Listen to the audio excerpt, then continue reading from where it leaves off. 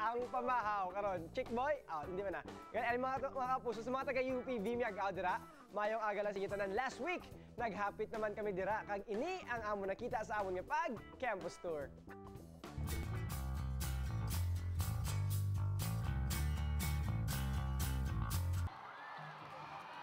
Agud mangin fit and healthy, kinahanglan gid ang mag-exercise. Gani, bisan maulano ng tiyempo, alive and alert ining first-year students sa University of the Philippines Visayas College of Arts and Sciences nga ipasalida ang ilang natun-an sa ilang physical education classes. It is very essential for us to know the basic fundamentals on fitness and wellness. So dancing is one of the areas wherein you're gonna have to stay healthy. White, black, yellow, red, kag violet ang lima ka mga team na magasambuwa. Pero antes sina, ginlingaw anay sa mga second-year students ang ilang mga manghod pinaagi sa folk dance kag ballroom dance recital.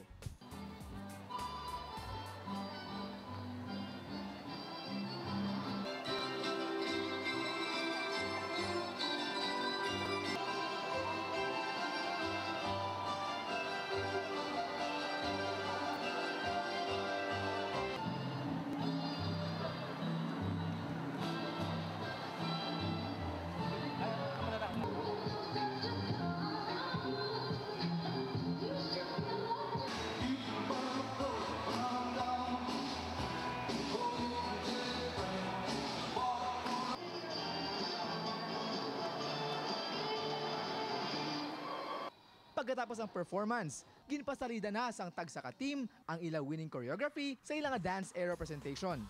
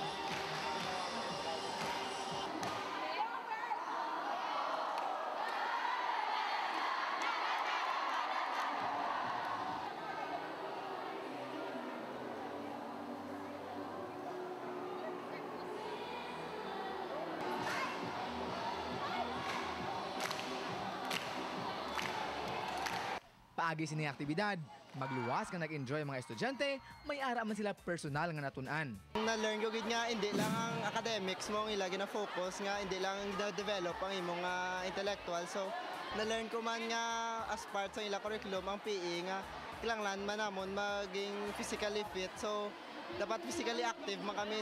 What I have learned from this class is to be fit in every aspect.